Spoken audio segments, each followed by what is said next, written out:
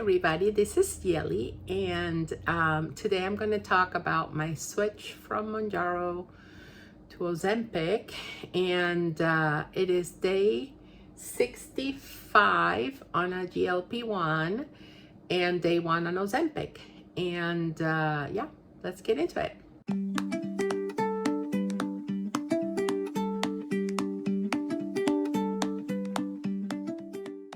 So the first thing I want to go over was injection.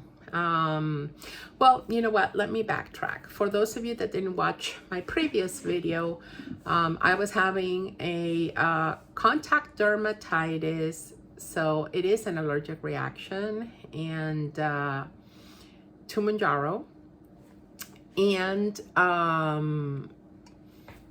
neither my allergist nor my endocrinologist felt it responsible letting me continue on Mounjaro, and I really wanted to continue on Mounjaro just because I was starting to see the benefits, because I was finally at the 2-month mark, right?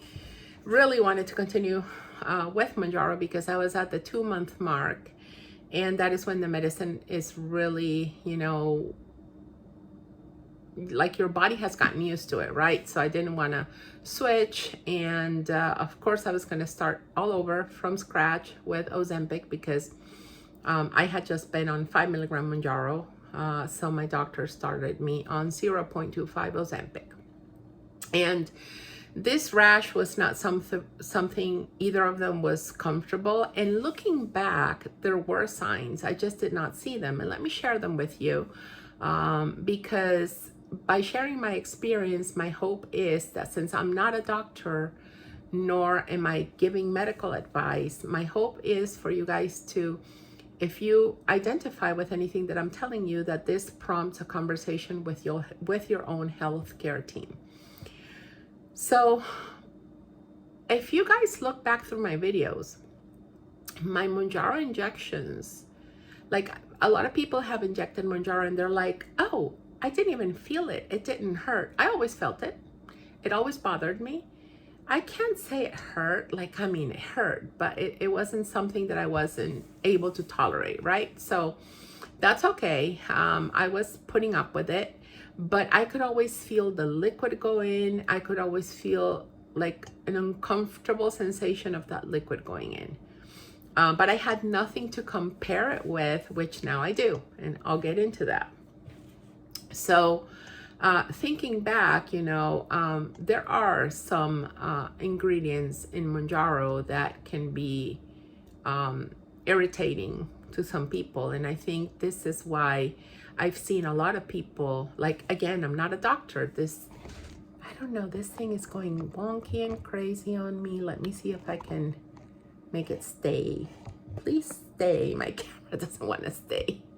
I'm having trouble with my camera staying in place, so this is why this video is going to feel kind of choppy. Anyway, but maybe this is why, and again, I'm not a doctor, a lot of people have been having rashes with Mounjaro. On TikTok, I've seen that a lot.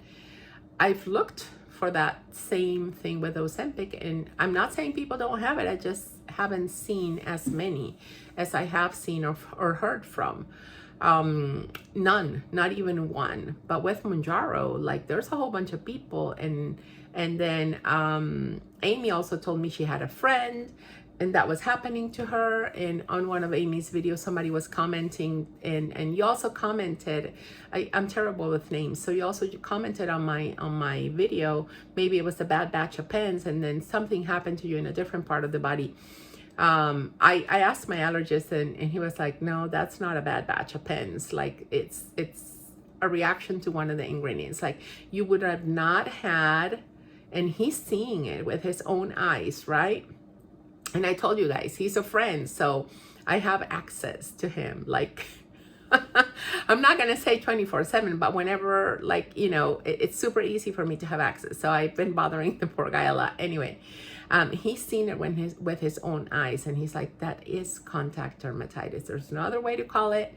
You are allergic to something in that injection, whether it's Tirzepatide or something else, we don't know, but That's what it is. And he prescribed this ointment in hopes that, you know, it would be easy and manageable and it wouldn't pop up. But even with the ointment, like, the reaction was worse, and it got bumpy, like raised. It wasn't flat, warm to the touch, and it was getting like a purple color.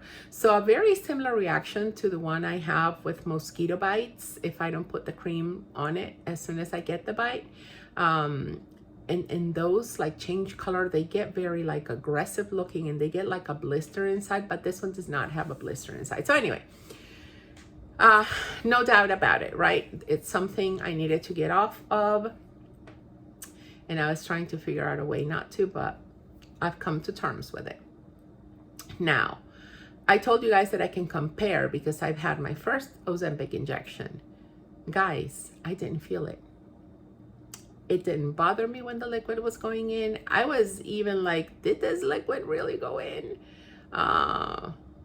Did it really happen? And yeah, sure enough, it did, right? So there you go. Maybe that's a sign that there was something in there that was bothering me. Whether it's in here too, I don't know. We'll see.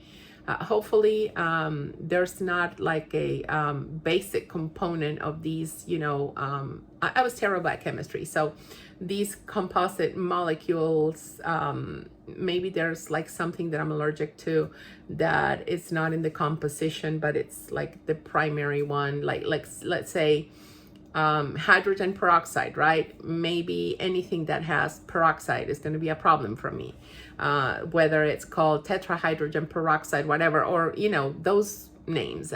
Again, I'm not a chemist, and you can tell that I'm not. Never liked it. I'll leave that to my brother. I never liked it. So anyway, there we go, right? I didn't feel any of this. So I'm hopeful that I'm not going to have a reaction. I injected in a different part of my body because since like my legs had so many issues, I didn't want my body to get confused. And I had asked my allergy, changing the site of my body, is that going to make a difference? He was like, no, because this is a response that comes from your body. It doesn't come from your thighs. So wherever you inject, you're going to have that response. It just takes the one too many times and you can start having that reaction. And of course, there might be some places more sensitive than others. And for some people, I think it's just irritation. But for me, it's contact dermatitis. It's an allergy. So I think that's also where the lines get blurry. For a lot of people, they just get itchy. Mine was not only itchy, mine was bumpy. Mine was looking like a huge hive reaction, right? So, okay, anyway, I injected Ozempic at night, same way as I do. Guys, let me tell you, I was scared. 2 reasons. 1, it is such a complicated process. A lot of people move from Ozempic to Mounjaro, so they're like, oh, this is nice, because with Ozempic I had to go to so many steps to just prep the pen. Mounjaro is just like, you know, take the cap off, put it on, click, and that's it. I mean, of course, disinfect and all that stuff, right? But with the Ozempic pen, first I have to take it out of the fridge, right, so that it's not so cold. Then I have to like put the needle on, which in Mounjaro, it's a discardable pen. It's not a reusable one, so I don't need to change needles, right? Then with Ozempic, I have to take 2 caps off the needle. I remember somebody saying that they had not been told to take both caps off, and that person lost an injection, and that is just painful because those things are expensive, right? You don't want to lose one of those injections. So anyway, take both caps off, and then when it's the first time that you're prepping the pen, there's a certain level of the dose that you have to put it in, press, make sure that a drop comes out, just to make sure that the pen is flowing properly. Then you have to select your dose manually, you know, clicking. You don't count the clicks, right? You just got to get to the 0.25, right? And once you have that, you have to figure out a way to grab the pen that you're not touching the little window that shows the dose, because if you touch that, the dose, it might not flow properly, and then you're not going to get your full injection. So there's all these things, right? And then you have to poke yourself. You're not putting something on and once you press the button it pokes you. You have to poke yourself, but you have to grab the pen in a way that you can poke yourself and click on the button too, so you're not moving the pen while the needle's inside you, right? So more complicated process. And again, I'm sorry for my camera. I think I'm gonna have to buy a new tripod, so whatever. Hopefully I'll be able to finish this video properly. So that being said, it was a full complicated process, right? And then you have to take the needle, like you have to cap the needle, scooping it, taking it, unscrewing it, put it in a sharps container, put the lid back on the pen and put it back in the fridge. You can leave it out, but I feel more comfortable just putting it back in the fridge because, and again, I'm sorry, I'm gonna have to be moving the camera.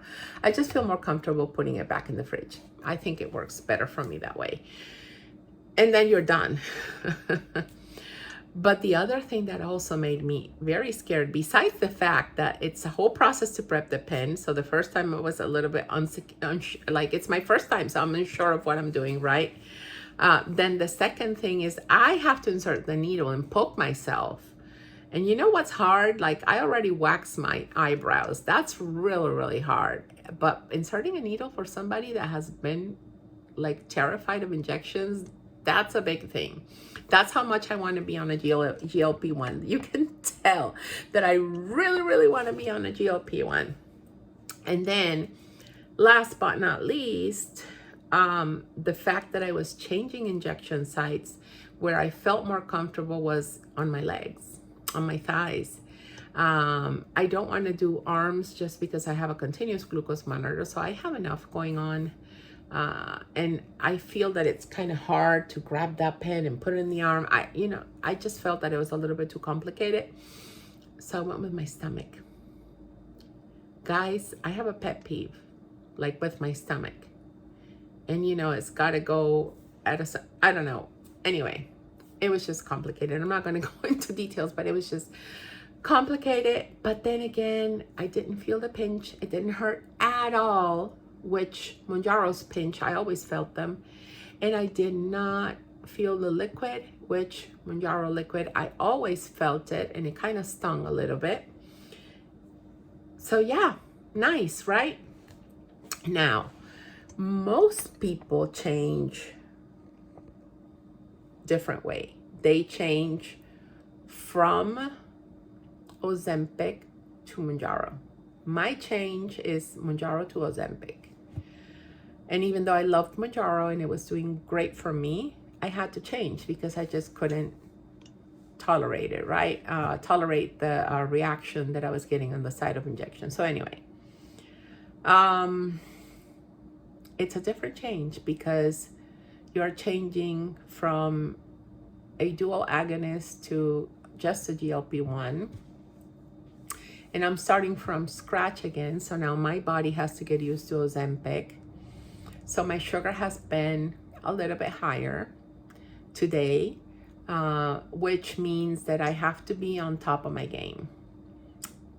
And I'm sure that it's going to be 4 weeks on top of my game because I have to be in this dosage for weeks, right? My dose is not going to increase until week 5. So what am I doing to make sure this process goes the best way possible? First, I do want to say that I'm watching my carbs, and I'm back on twice a day metformin. That'll change again as we increase the dosage of Ozempic. So 1,000 milligrams, right? 500 twice a day, or 500 and then 250 and 250. So I have leeway, flexibility to do it however works best for me. I'm really watching my carbs, which means in the morning, I typically have 1-2 cups of coffee.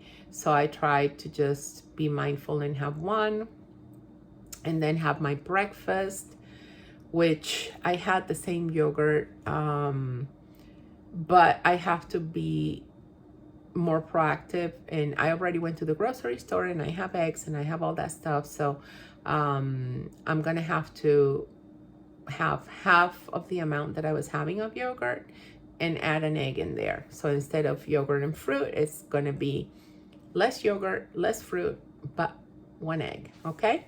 And I think that's even a better breakfast to change into anyway, right? Now for my lunch and for my dinner, again, very mindful of having my vegetables, my salad, my protein, and the least amount of carbs possible that I can with each of the meals. Especially because, like, I've seen it, right? My sugar, like with Mounjaro, I was getting, I was on 5 milligrams, right? I'm just 0.25 with Ozempic. So with Mounjaro, my sugar in the morning raises a lot, but then it started coming down. And by the time I was ready to have lunch, it was in the 90s per my continuous glucose monitor. It has not come down below 100, and I don't think it's even come down below 109. So that's a whole 10 points difference, right? It's still not terrible, but I can tell the difference. I'm on a lower dose, so I don't have like all the medicine that maybe I need. The one thing I do have to say, guys, is that even on day 1 of my third 5 milligram Mounjaro injection, I was hungry. And I was dealing, and that's why I made that video of dealing with the food chatter. I don't have food chatter at all. Nothing. Last night after I injected, my head felt a little bit like lightheaded. But I haven't had side effects either. And maybe it's because my body was already used to Mounjaro. And yeah, the only thing is that I'm a little bit burpy, but not even too much, right? It's just mild, which I wasn't on Mounjaro. And I did have like loose stool. So basically that's it. But it's nothing that I wasn't getting every now and then with Mounjaro as well. So I have to say that the switch hasn't been bad in terms of side effects. I know that some people that have had to switch when you didn't find Mounjaro had trouble, but I think the fact that I'm doing it on the lower dose is the way to go to avoid having those side effects, right? Because it really, and that's what my doctor told me, right? And it really makes sense to me, and I'd rather just be a little bit on a holding pattern for a month, even if this means that I'm going to gain weight. And if I'm not going to gain weight and maintain the same weight, who cares? Like, that's what I've been doing for a whole bunch of weeks too. So I don't mind. I know that at some point I'll be titrating up if I need to, right? And I think I will, just because of how I'm seeing my sugar behave. So with that being said, last week I was a little down. Today I feel more energetic. I feel like happier. I don't know if it has to do with the fact that I already processed the loss of being off Mounjaro, and I have accepted that I'm on Ozempic, and like that's over and done with, and I got over that, and that's why I'm a little bit, in better frame of mind. My energy is the same. I was very tired last night, and I did sleep like a rock. And I did get up like once, maybe, to go to the restroom at 5 a.m. I did get up with a little bit of a stomach ache, but it was just gas. It wasn't like that I had any like I didn't have diarrhea or anything like that. And I went back to sleep and I conked out for another half an hour because I don't get up until 6. So with this, what I'm saying is that in terms of how I'm feeling in my day to day, I don't feel yet that I've switched. I may still have some Mounjaro in me. It's the first day on Ozempic. This might change, I don't know. And I've been looking at the site of injection frequently just to make sure that all is good. And I do have a tiny red dot where I injected, but I think that's normal, right? Because I don't think that's something that, I think it's expected to just have a little bit of redness. The problem is if it gets to like 2.5 inches, like huge circle like that and bumpy, well, not this bumpy, but you know, raised and not just red, like the last one was kind of purplish and it was very, very itchy. And no matter that I was using my cream 3 times a day, it was still itchy. And even after a whole week, if I touched it, it was kind of like I want to scratch the area. So it's still there. And I have all my 3 red splotches. They're all still there, but they're of course like going away, right? So they're not even the shadow of what they were at their angriest moment. So I'm hopeful. I think it's a good change. I think it was a good call. I trust my healthcare team. If we ever figure out what's going on, if more people start reporting this and Eli Lilly makes a change to whatever ingredient it is that causes irritation in Mounjaro, and we can get back on it, well, hey, maybe I'll be there, right? But for now, I have Ozempic. I think it's going well. And I have other tools that I can also use to manage my blood sugar, right? It's not just about having the medicine do all the work. If I have to lower my carbs, I'm okay with that. I don't need to eat the full amount of carbs that my nutritionist told me. So if anything, I think that's just gonna work out overall. So I just wanted to update you guys, tell you where my mind is, how I'm feeling. It is just day 1, barely day half, day 0.5, because it's just been like since 9 p.m., almost 10 p.m. and it's barely 1 p.m. So I still have 9 hours to go to call it a full day. I'll keep you guys posted. And now the title is not going to be Mounjaro Day X. It might just be GLP-1 Day X, Ozempic Day 1, right? Ozempic Day 2, whatever.